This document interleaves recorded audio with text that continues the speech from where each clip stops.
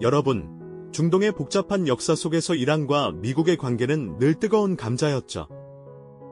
흔히 이 두 나라의 갈등을 이야기할 때 우리는 이념적인 대립이나 안보를 둘러싼 신경전 혹은 종교적 차이를 먼저 떠올리곤 합니다. 하지만 만약 우리가 알고 있던 그 모든 이야기 뒤에 그 누구도 감히 입 밖에 내지 않으려 했던 돈이라는 거대한 그림자가 드리워져 있었다면 어떨까요? 중동이라는 화약고의 불씨를 지핀 진짜 원인 중 하나가 바로 이 경제적인 욕망이었다는 사실을 생각해 본 적 있으신가요? 오늘은 중동 정세라는 복잡한 퍼즐 조각들 중에서 가장 중요하지만 좀처럼 잘 드러나지 않았던 바로 경제적 동기라는 숨겨진 열쇠를 찾아 나서는 여정을 시작해 보려 합니다.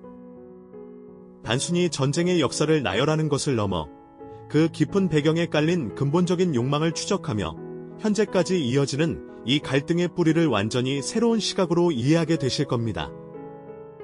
역사의 흐름을 뒤흔들었던 결정적인 순간들 속에서 돈의 논리가 어떻게 작용했는지 함께 들여다보시죠. 가장 먼저 살펴볼 이야기는 1953년 이란에서 벌어진 충격적인 사건입니다. 당시 이란에 민주적으로 선출된 모하마드 모사데크 총리는 이란 국민의 오랜 염원이자 독립의 상징이었던 석유 국유화를 추진했습니다. 이란의 막대한 석유 자원은 사실상 영국 기업의 통제 아래에 있었고 이로 인해 이란은 정당한 이득을 취하지 못하고 있었던 상황이었죠.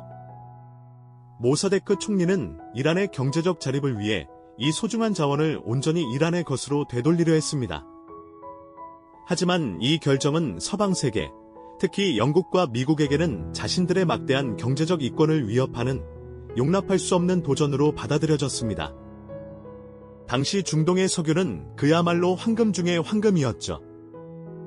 세계 경제의 혈액과도 같았던 이 검은 황금을 누가 통제하느냐는 곧 세계 패권을 쥐는 것과 다름없었습니다. 영국은 수십 년간 이란 석유를 독점하며 막대한 부를 축적해왔고 미국 역시 냉전 시대의 안정적인 석유 공급원 확보가 매우 중요했습니다. 그런데 모사데크 총리가 석유를 국유화하겠다는 것은 서방 강대국들의 주머니에서 돈을 빼앗아가는 행위이자 자신들의 경제적 영향력을 뿌리째 흔드는 일과 같았습니다. 그들은 이란이 자국의 자원을 스스로 통제하고 경제적 독립을 이루는 것을 결코 좌시할 수 없었던 것이죠. 결국 미국과 영국은 자신들의 경제적 이권을 수호하기 위해 은밀하고도 치밀하게 이란 내부의 정치적 불안정을 활용하여 쿠데타를 모의하고 실행에 옮겼던 것이죠. 이들은 모사데크 총리를 전복시키고 친미 성향의 모하마드 레자 팔레비 샤를 다시 권좌에 앉혔습니다. 이 쿠데타는 단순한 정치적 사건이 아니었습니다. 이는 이란의 경제적 자립을 향한 열망을 짓밟고 서방 강대국들의 석유 이권을 영구히 보장하려 했던 명백한 경제전쟁의 서막이었던 셈이죠. 이 사건을 통해 이란은 자주적인 경제 노선을 잃고 서방의 영향력 아래 놓이게 되었고 이는 이란 국민의 마음에 깊은 상처와 반서방 감정의 씨앗을 심게 됩니다. 이처럼 1953년 이란 쿠데타는 중동의 역사를 송두리째 바꾼 결정적인 순간이었으며 그 배경에는 서방 강대국들의 숨겨진 경제적 야욕이 자리하고 있었음을 분명히 알 수 있습니다. 이 사건은 이란과 미국의 관계를 규정하는 중요한 출발점이 되었고 이후 수십 년간 이어질 복잡한 갈등의 씨앗을 뿌린 셈이죠. 석유라는 자원을 둘러싼 강대국들의 패권 다툼이 한 국가의 운명을 어떻게 뒤흔들 수 있는지 보여주는 생생한 사례라고 할 수 있겠습니다. 우리는 이 사건을 통해 중동의 분쟁이 단순히 이념이나 안보 문제로만 설명될 수 없다는 사실을 깨닫게 되는 것이죠. 네, 그렇습니다. 1953년 쿠데타는 이란의 정치 지형을 완전히 바꾸어 놓았지만 사실 강대국들의 눈에는 이란의 거대한 석유 자원을 안정적으로 확보할 절호의 기회로 비쳤을 겁니다. 친미 성향의 팔레비 왕조가 다시 권좌에 오르자 미국은 이란을 중동 지역의 핵심 동맹국으로 삼아 자신들의 영향력을 공고히 했죠. 이란은 풍부한 석유를 서방에 공급하며 안정적인 에너지 파트너가 되었고 미국은 그 대가로 이란에 엄청난 규모의 군사력을 판매했습니다. 이것은 단순히 무기 거래를 넘어선 전략적인 재순환 과정이었습니다. 이란이 석유를 팔아 벌어들인 막대한 돈으로 다시 미국의 최첨단 무기를 사들이는 구조였죠. 마치 물이 증발하여 구름이 되고 다시 비가 되어 내리는 순환처럼 석유 대금이 미국으로 흘러들어가 무기라는 형태로 이란에 되돌아오는 경제적 순환고리가 형성된 것입니다. 이로써 미국은 이란의 석유를 안정적으로 확보하는 동시에 자국의 방위산업을 활성화하고 막대한 경제적 이득까지 챙길 수 있었습니다. 이란은 중동의 경찰 역할을 자처하며 미국의 지역 안보 이익에 부합하는 행동을 했으니 미국 입장에서는 그야말로 일석이조의 효과를 누린 셈이죠. 당시 이란의 수도 테헤란은 급속도로 서구화의 물결을 탔습니다. 최신식 미국산 전투기가 이란 상공을 가르고 거대한 유조선들이 페르시아만을 오가며 석유를 실어 날랐죠. 겉으로는 번영하는 듯 보였지만 그 이면에는 강대국의 전략적 계산과 이란이 처한 복잡한 딜레마가 깊이 자리하고 있었음을 짐작할 수 있습니다. 한편으로는 발전과 근대화의 기회를 얻었지만 다른 한편으로는 자국의 주권이 외부 세력의 이해관계에 깊이 얽매이는 형국이었으니까요. 하지만 이러한 관계는 영원할 수 없었습니다. 1979년 이란은 격동의 시기를 맞이합니다. 친미 성향의 팔레비 왕조에 대한 불만과 서구화에 대한 반발이 들불처럼 번지면서 이슬람 혁명이 일어난 것이죠. 이 혁명으로 이란은 반미를 기치로 내건 이슬람 공화국으로 변모했고 미국과의 관계는 순식간에 파국으로 치달았습니다. 이전까지 든든한 동맹이었던 이란이 하루아침에 적대적인 국가로 돌아서자 미국은 강력한 경제적 압박 카드를 꺼내 들었습니다. 이란 혁명 이후 미국이 취한 전략은 단순한 정치적 응징을 넘어선 경제전쟁의 서막이었습니다. 이란의 경제를 고립시키고 석유 수출을 제한하는 전방위적인 경제 제재가 가해진 것이죠. 이는 이란의 잠재적 경제력을 봉쇄하고 경제적 자립과 성장을 막아 그 영향력을 약화시키려는 의도였다고 볼 수 있습니다.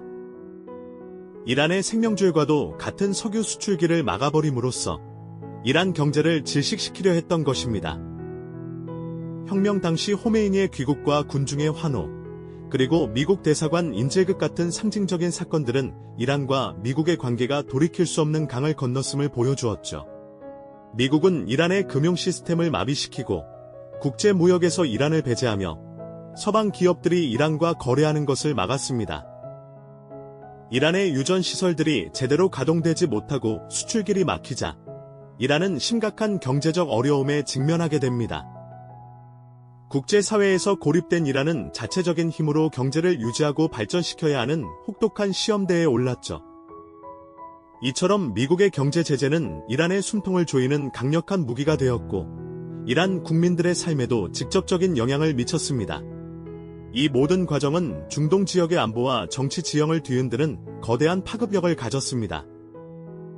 단순히 이념적 대립을 넘어서 이란의 막대한 자원과 그 자원을 통제하려는 강대국의 욕망이 어떻게 한 국가의 운명을 결정하고 나아가 전 세계적인 갈등의 씨앗이 될 수 있는지 여실히 보여주는 사례라고 할 수 있겠습니다.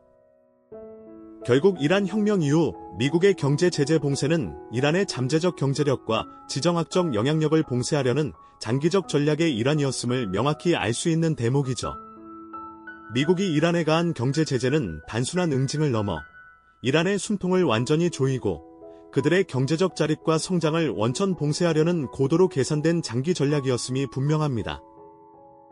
마치 거대한 댐으로 강줄기를 막아버리듯 이란의 생명줄과도 같던 석유 수출기를 가로막아 국가 경제 전체를 질식시키려 했던 것이죠. 국제 금융시장에서 이란을 배제하고 서방 기업들이 이란과의 모든 거래를 멈추도록 압박하면서 이란은 세계 경제의 무대에서 고립될 수밖에 없었습니다. 이란의 핵심 산업인 유전 시설들이 제대로 가동되지 못하고 해외 수출길마저 막히자 이란은 전례 없는 경제적 어려움에 직면하게 됩니다. 국제사회에서 철저히 고립된 이란은 외부의 도움 없이 오로지 자체적인 힘으로 경제를 유지하고 발전시켜야 하는 혹독하고 고통스러운 시험대에 올랐죠. 이처럼 미국의 경제 제재는 이란의 심장을 직접 겨냥한 강력한 무기가 되었고 이는 이란 국민들의 일상과 삶의 질에도 직접적이고 광범위한 영향을 미쳤습니다. 이 모든 과정은 중동 지역의 불안정한 안보와 복잡한 정치 지형을 근본적으로 뒤흔드는 거대한 파급력을 가졌습니다.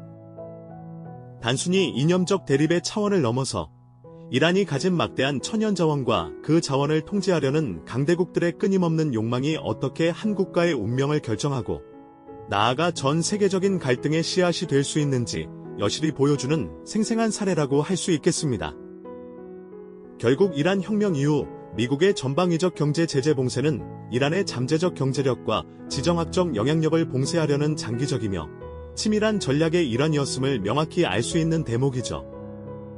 지금까지 우리는 중동 지역의 수많은 갈등과 대립을 이념적, 종교적, 혹은 안보적 관점에서만 바라보는 경향이 있었죠. 하지만 이란의 현대사를 깊이 들여다보면 그 복잡한 퍼즐 조각들 뒤편에는 언제나 경제적 이해관계라는 거대한 그림자가 드리워져 있었음을 깨닫게 됩니다. 1953년 석유 국유화에 대한 서방의 쿠데타 개입부터 친미 팔레비 왕조 시절의 석유안보 거래, 그리고 이란 혁명 이후 전방위적으로 가해진 미국의 경제 제재 봉쇄에 이르기까지 이 모든 과정은 단순한 정치적 대립을 넘어선 근본적인 욕망의 충돌이었던 것이죠. 특히 이란 혁명 이후 미국의 강력한 경제 제재는 단순한 보복 조치를 넘어 이란의 잠재적 경제력을 꺾고 지정학적 영향력을 봉쇄하려는 치밀한 장기 전략의 핵심이었다는 사실을 명확히 알 수 있습니다. 중동 분쟁의 뿌리가 바로 석유라는 막대한 자원과 돈이라는 가치, 그리고 이를 둘러싼 강대국들의 패권 다툼에 깊이 박혀 있음을 보여주는 충격적인 통찰이라고 할 수 있겠죠. 우리는 이란의 역사를 통해 자원 부국의 운명이 강대국의 이해관계와 어떻게 얽혀 한 국가의 방향을 결정하고 나아가 전 세계적인 갈등의 불씨가 될 수 있는지 생생하게 목격하고 있는 셈입니다. 오늘 우리가 함께 살펴본 미국과 이란의 관계는 단순히 과거의 이야기가 아닙니다. 현재 진행형인 중동의 불안정성과 그 속에서 끊임없이 이어지는 미국과 이란의 대립 역시 단순히 이념 충돌이나 종교적 갈등으로만 설명될 수 없는 역사 속에서 반복되어 온 경제적 이해관계의 연장선상에 놓여 있다는 것을 강력하게 시사합니다. 과거의 그림자가 현재의 분쟁을 어떻게 설명하고 미래의 국제 질서에 어떤 영향을 미칠지는 우리 모두가 깊이 고민해봐야 할 숙제일 겁니다. 그렇다면 이처럼 복잡하게 얽힌 경제적 이해관계는 중동 지역의 또 다른 핵심 플레이어들에게는 어떻게 작용했을까요? 다음 이야기에서는 사우디아라비아와 이스라엘, 그리고 그들을 둘러싼 강대국들의 숨겨진 경제적 야욕을 더욱 깊이 파헤쳐보는 시간을 갖겠습니다. 이 영상이 도움이 되셨다면 좋아요와 구독 부탁드립니다. 여러분의 응원이 제게 큰 힘이 됩니다. 다음 영상에서도 더 유용한 정보를 공유하겠습니다. 감사합니다.